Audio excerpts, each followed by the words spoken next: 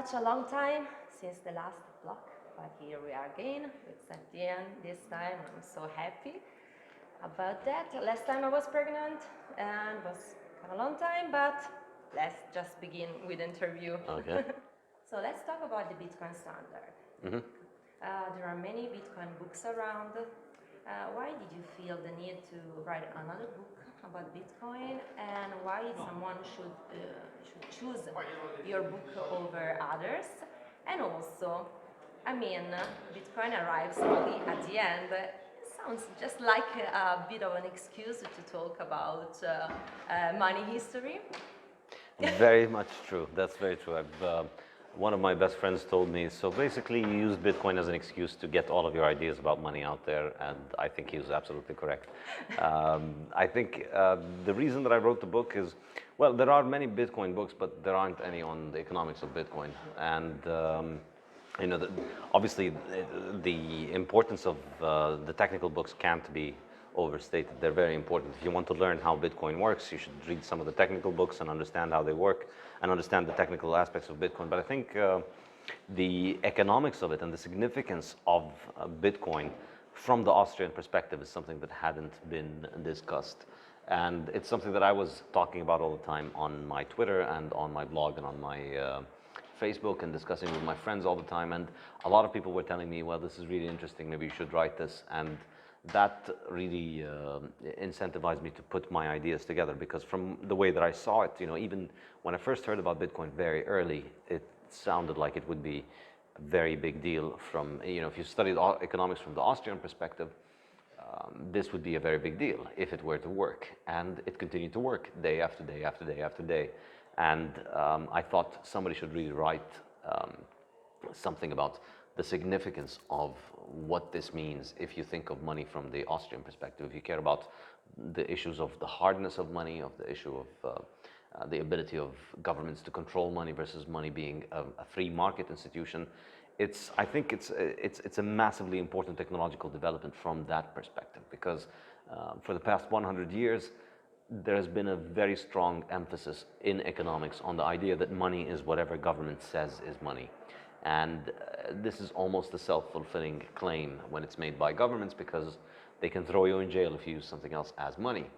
And yet Bitcoin comes along, and because there's nobody there to throw in jail, very easily at least, it works because it's found a way around it. But that shows us that, you know, the issue that is the problem with free market money is not that it can't work, it's that governments won't let it work. And so I think this is an enormously important realization, when you realize that actually money, just like any market, does not require violent intervention in order for it to function.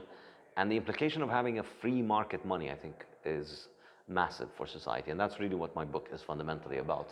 And so really, as you mentioned, you know, it only gets into the topic of Bitcoin toward the end, to try and explain how the operation of Bitcoin leads to the hardness of Bitcoin, leads to Bitcoin being hard money, and then how that relates to all of the economic and social and political aspects of money that are discussed in the earlier chapters. Okay, you convinced me. The book is available in many languages, and even in Italian, so nobody has excuses to not read it.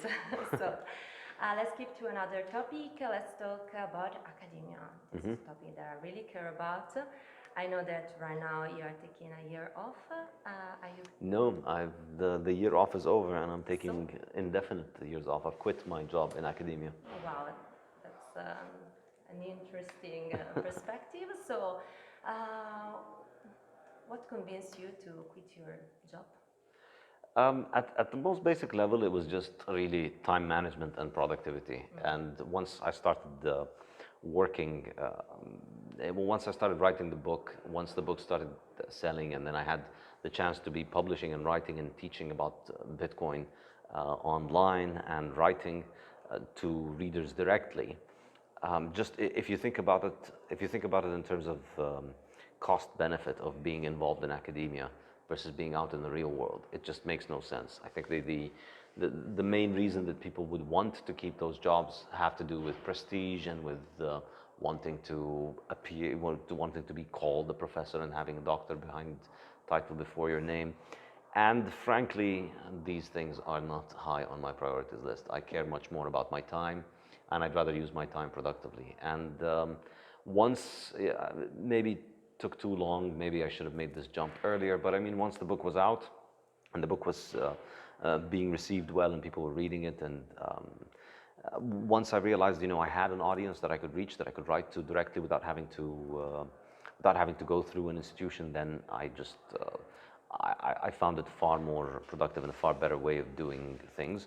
And I mean, this is the simple way of reaching the decision personally, but there are of course many reasons for this inefficiency that is in academia, and it's ultimately, I think, because academia in the last century or so has been heavily influenced or controlled by government to the point where it's lost the critical ability to receive correct feedback from the market.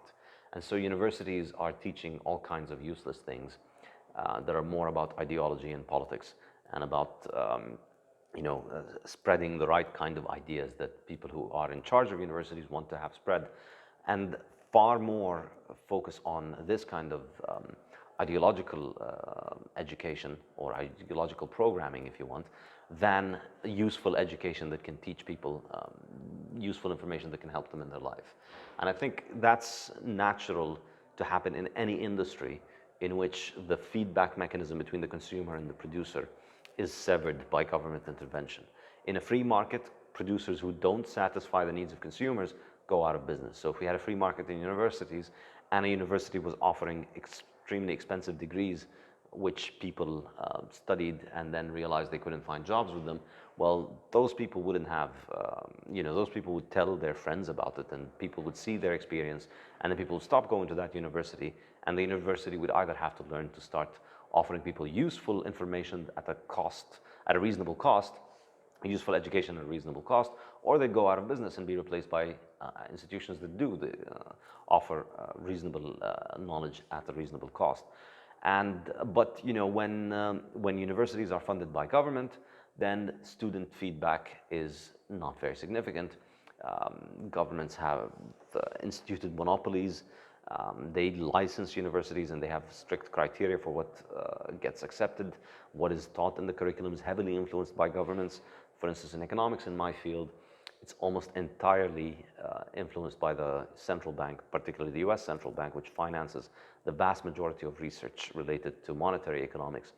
And so it's no longer an institution that is directed towards serving the consumer or the student, and it's also obviously not to the benefit of the producer or the teacher, who is becoming increasingly an insignificant cog in this giant ideological machine of what the university has become. So as a university professor,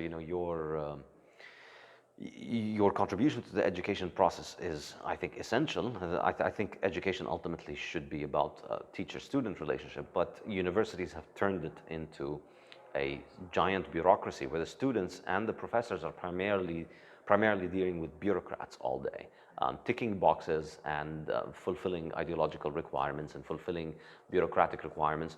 And that's because when the financing comes from above rather than from the consumer, the financing is allocated by bureaucrats who tick boxes, and therefore the way to keep your job is to satisfy the bureaucrats, and the way to get into university is to do the things that the bureaucrats want. And so you look at the end result of this. Students spend a lot of money and a lot of time, and I think primarily the time is the really expensive thing. I think a few years after most people graduate, it takes them a few years to get over the misconception of how the world works that the university teaches you, and the university is conditioning you to think that the world is just, it's very different from how it is. You're not thinking about working and about being productive in as much as it is about being right and about having the right opinions. And so it takes people a few years to adjust to the real world, to adjust to the job market, to find a real job that is productive. And once they do that, you look back at all of those 4 years that you had spent learning things that you don't even remember right now. And you think about the opportunity cost. If you had started down the path of business that you got to when you were 26 or 27, if you'd started thinking about that when you were 17 or 18 instead, you know, you'd probably be in a very different place. So I think for me, it made no sense to stay in a university from this professional perspective. Also from an academic perspective and from an intellectual perspective, it's absolutely suffocating, particularly for an economist like me. My views are completely anathema in academia. Academia is, you know, government-financed education, and therefore its only perspective on economics is government-approved economics, and so it's all of these voodoo school of economics, like the Keynesians and the Chicago school and the and it's all basically from the perspective of, you know, how can the government make the economy better? And from the Austrian perspective, the classical liberal perspective, the pro-free market perspective, the libertarian perspective, you understand that, you know, government is not what makes the economy work. Government is at best a parasite on top of the economy. And that's not exactly the kind of worldview that will get you far in academia. So it didn't really make much sense for me to stick around. And also just the pure economics of it. I can teach many more students because I don't have to deal with the bureaucracy, because I don't have to publish research that nobody reads in journals that nobody reads just so that I can tick the boxes to keep getting promoted. Because I don't have to worry about all of that nonsense anymore, I can focus on actually teaching. And I interact with many more students, and I have much more rewarding relationships with students all over the world. And I think I can make a much better impact on the world in this way. So. Yeah, that's my way of thinking of it. We can talk about that for hours because yes. you cannot call me Dr. Mir because I decided to quit my PhD this summer. So I basically have the same views about academia, but we have only one block. So the first one is about, of course, carnivory. And my question is, why do you think they are both they tend to come together? Why Bitcoiners are so into meat? Not the other way, actually. Also the other way, I think. Yeah. I think part of it maybe some, you know, you could say that it's just, it happened to be a coincidence that some people got into it, but, and I think many people make that argument that it's just a few important or a few significant influencers who got into it and then everybody started copying it. But, you know, I've tested that with my football team, Liverpool. I've tried to get everybody in Bitcoin to start supporting Liverpool, but it hasn't worked. You know, people who don't like football still don't like football, and people who like other teams still like other teams. And I think obviously there's a reason there, and I think it's the, I think there's a natural connection in that. The way that I look at it is, you know, the natural order of things is that people look for hard money, and the natural order of humans is that they look for meat to eat. Now, if you study history, you realize people always use the hardest thing to produce as money, and people always hunt the biggest animal near them and eat on it. So the question for me is, why is it that people who believe in fake money believe in fake food? That's, I think, the more interesting question. And if you think about it, really, it's essentially 20th century education and propaganda.